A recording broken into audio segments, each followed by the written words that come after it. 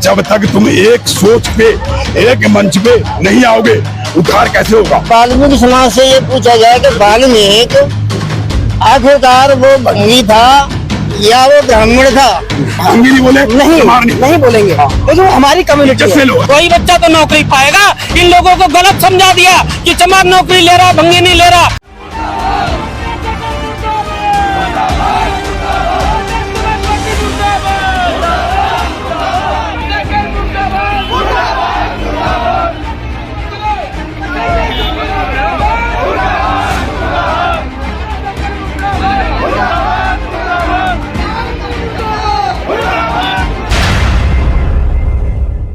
तो आज देखिए, मैं पहुंचा हूँ चाणक्यपुरी क्षेत्र के अंदर।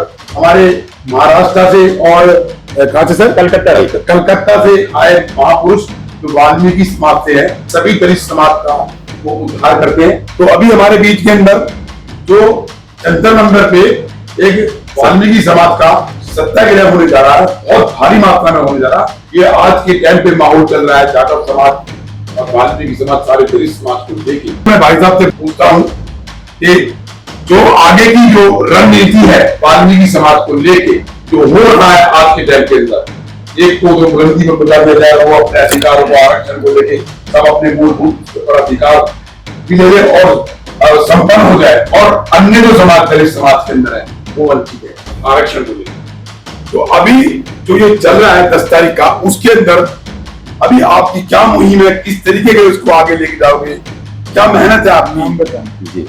जी, मेरा नाम अशोक अज्ञानी है और जो 1 तारीख को माननीय सुप्रीम कोर्ट की 7 जजों की संवैधानिक खंडपीठ ने आरक्षण में SC/ST आरक्षण में सब वर्गीकरण करने का जो ऑर्डर पास किया और पूरे राज्यों को ऑथोराइज किया कि आप एक डाटा कलेक्ट करें, और उसमें जो वंचित जो आरक्षण का जिनको लाभ नहीं मिला है उन जातियों को, उन लोगों को, उसमें आप ग्रुप्स बना करके और उनको आप उनके किसी को ज़्यादा मिल गया तो उसको कम परसेंटेज दे दो, किसी को नहीं मिला है तो उसको कम ज़्यादा दे दो, और किसी को थोड़ा मिला है तो उस हिसाब से आप डिवाइड करके इन सबको मुख्य धारा से जोड़ने के लिए एजुकेशन में, नौकरियों में प्रतिनिधित्व और ये तमाम चीज़ों का लाभ दे करके उनको समाज की मुख्य धारा से जोड़ने के लिए जो आदेश है, उस आदेश के जो लोग विरोध कर रहे हैं, सामाजिक न्याय के सिद्धांत का जो विरोध कर रहे हैं, हम उन लोगों के बहिष्कार करने के लिए हम सत्याग्रह हमने वहाँ पर रखा है और माननीय सुप्रीम कोर्ट के समर्थन में हमने सत्याग्रह रखा है।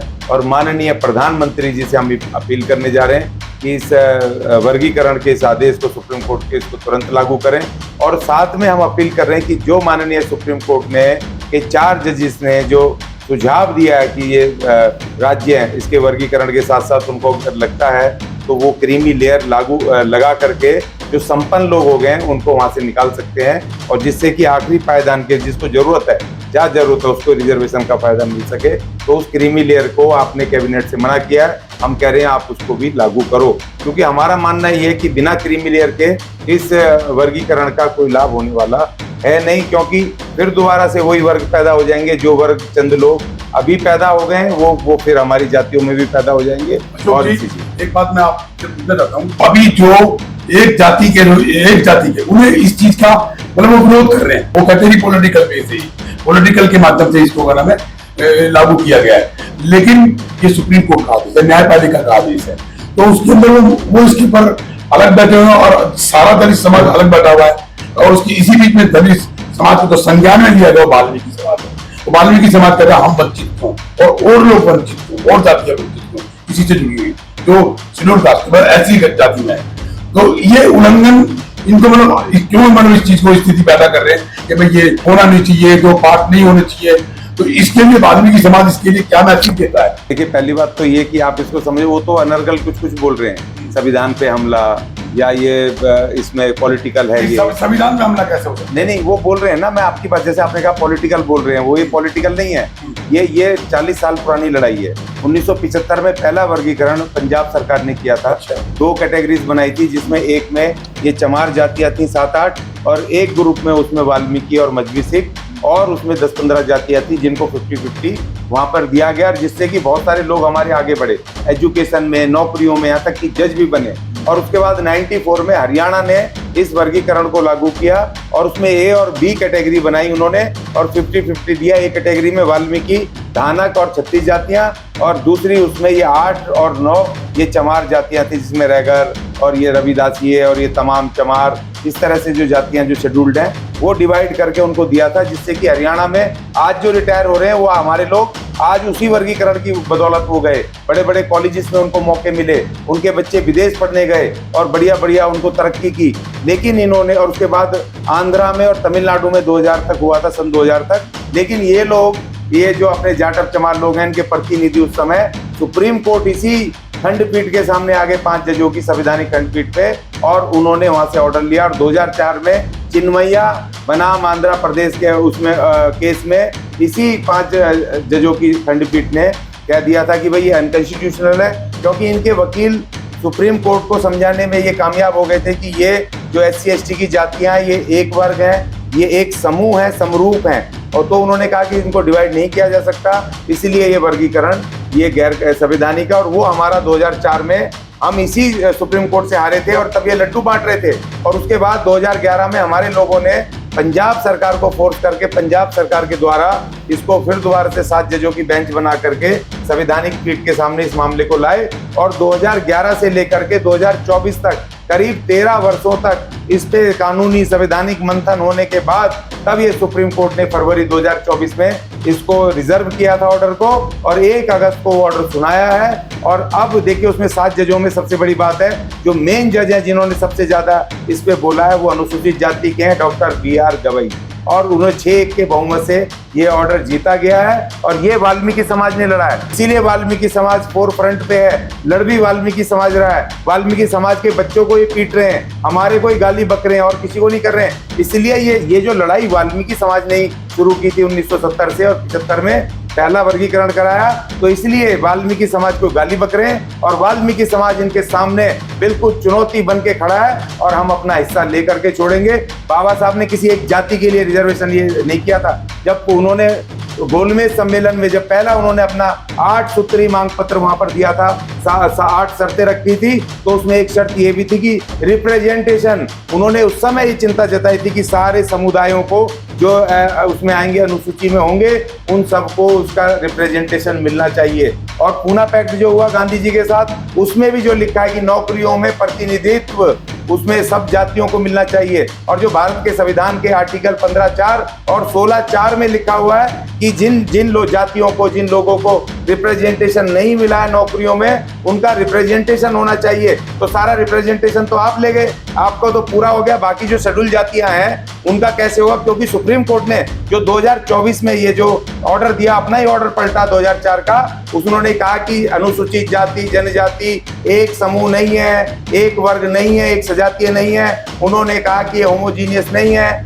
ये अलग अलग जातियां हैं, अलग अलग ये इनका अछूत अनटचेबिलिटी का इनका जो रेशो है वो अलग है, आपस में ब्याह शादी नहीं करते, इनके मोहल्ले भी गांव में अलग हैं, खान पान, देवी देवता, तमाम चीजें इनके अलग हैं, और इसीलिए जिनको नहीं मिला है उनको मिलना चाहिए। जो रिजर्वेशन के लाभ से वंचित रह गए हैं, जिनका रिप्रेजेंटेशन पूरा नहीं हुआ है, उनका करना चाहिए। तो सुप्रीम कोर्ट ने क्या गलत कह दिया? क्यों ये हल्ला मचा रहे हैं बेफजूल में? अशोक जी ने आपने बात जो रखी बहुत बढ़िया लगी।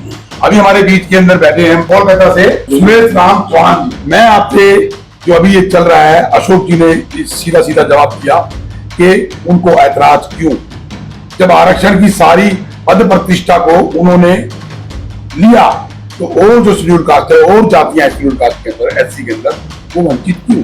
अब इसके ऊपर अब आके ये सुप्रीम कोर्ट ने इसके ऊपर आदेश लागू किया कि भाई ये 2 भाग में बांटी जाए।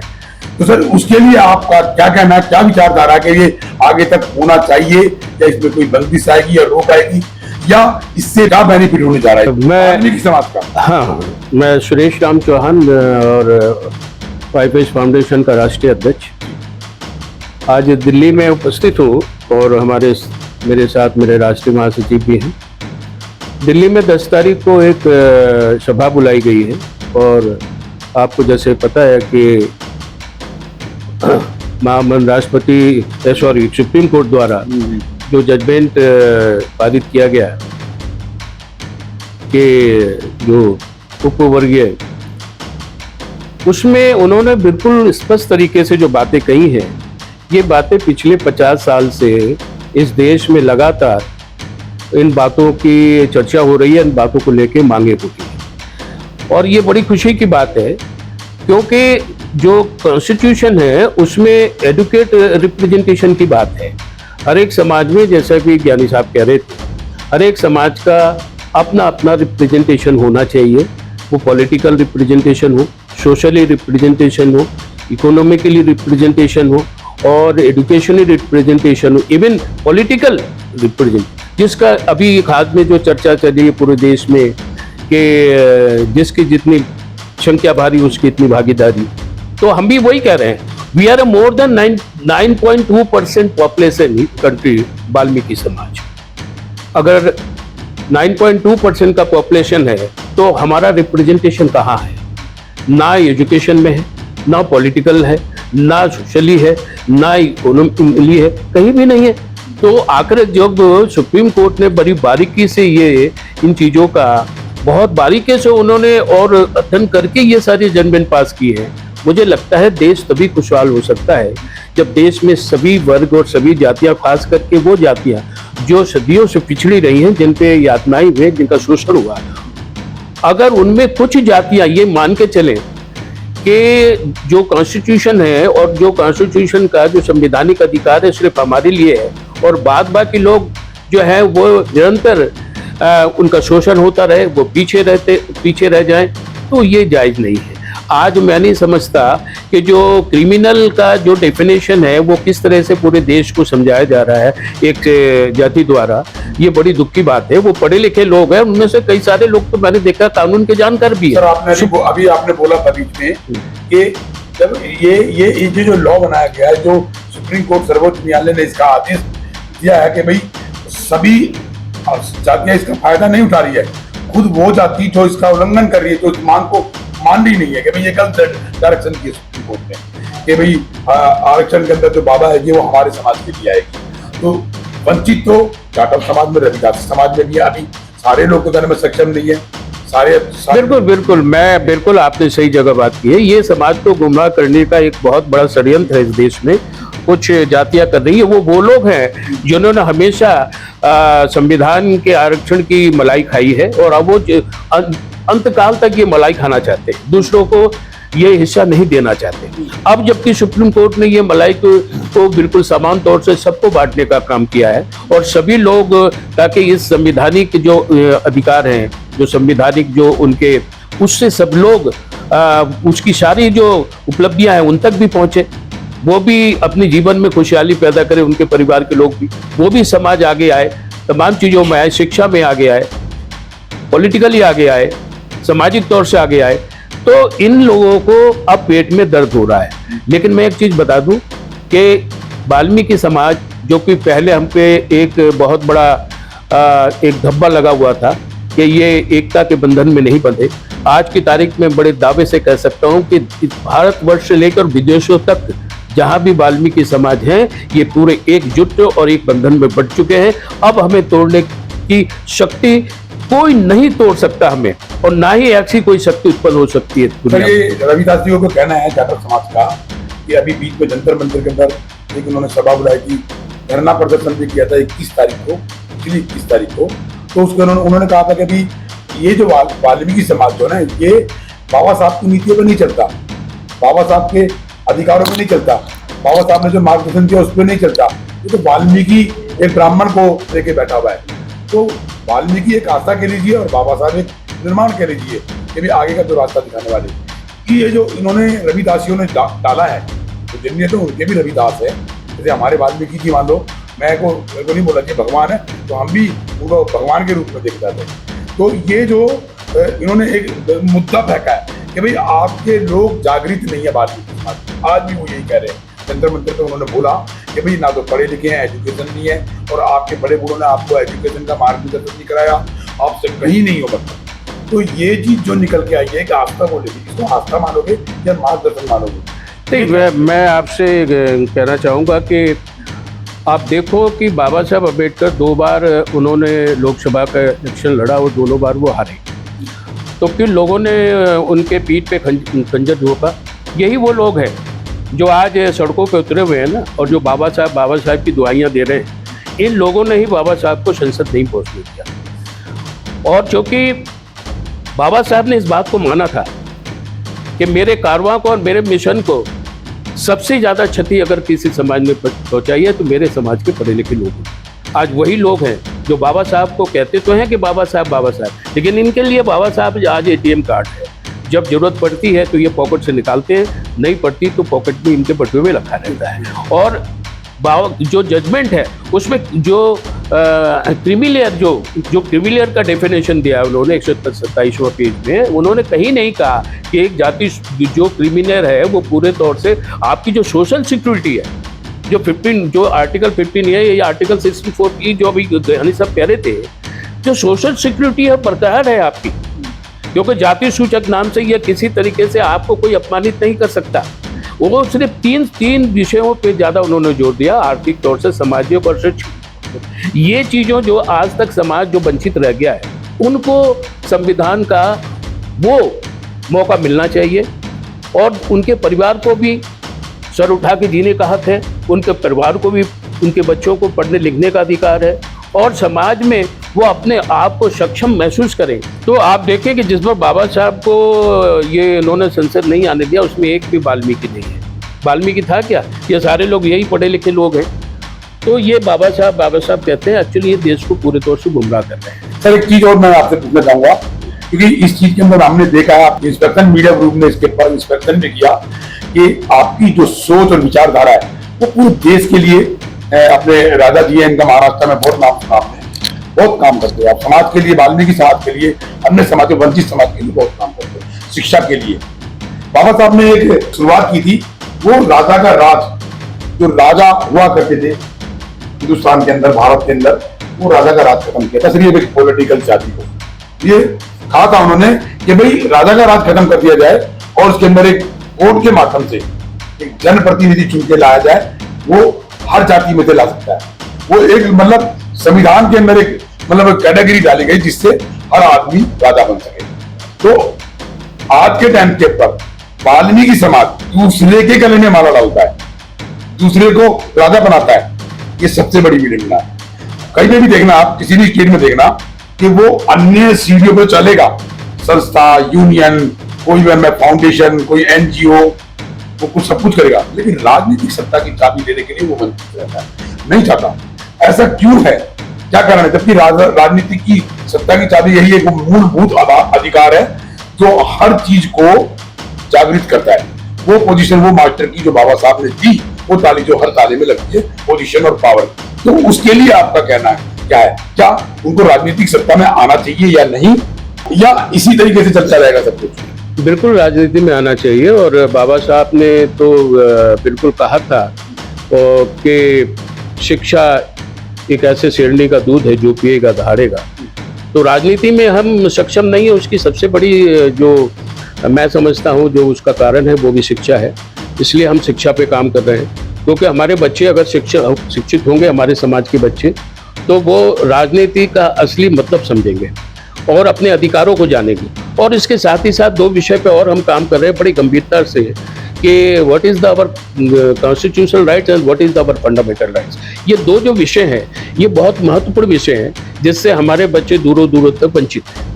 और यही चीज़ों पे हम काम करके आने वाले दिनों में निश्चित तौर से पूरी उम्मीद है, मैं 100% पूरी आस्था है कि आने वाले दिनों 10 सालों में एक चेहरा, नया चेहरा इस देश में आपको देखने को मिलेगा। हमारे समाज में बच्चे शिक्षित होंगे, अपने संवैधानिक अधिकारों को समझेंगे, अपने मौलिक अधिकारों को समझेंगे, और उस वक्त आप देखेंगे ज़्यादा से ज़्यादा बच्चे राजनीति में भी हिस्सा लेंगे। और इसीलिए तो हम कहते हैं कि चलो आप सुप्रीम कोर्ट की भी बात हम छोड़ देते हैं, हम तो ये 50% आरक्षण की बात छोड़ रहे हैं। अब 9.2% का जो हमारा पॉपुलेशन, उस हिसाब से अब हमारी राजनीति, शिक्षा और रोजगार में और आर्थिक तौर से ये हमारा जो हिस्सा बनता है ये हमें दे दें। सर एक कड़वा सवाल है, तो थोड़ा सा अलग ही तरफ लगेगा आपको कि अभी बीच में जब जंतर मंतर के बारे में आपको मैंने जिक्र किया 21 तारीख को जो हुआ था, उसमें अपने मूलभूत उनसे पूछा, सबसे बड़ी बातों को पहले सुनते हैं, और वाल्मीकि समाज का कोई भी नेता